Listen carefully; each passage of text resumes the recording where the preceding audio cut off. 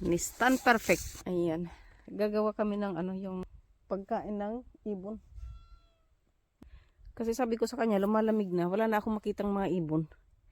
Kasi kung saan saan na sila nagpupunta naghahanap ng pagkain. So bumili kami kahapon ng mga pagkain. Papakita ko sa inyo. Ito yung mga pagkain na binili namin kahapon. Oh.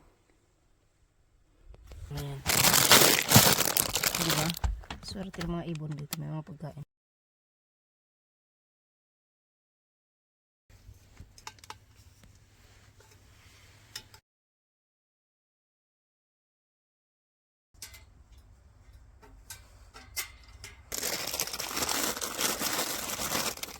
Diba? Di halak din.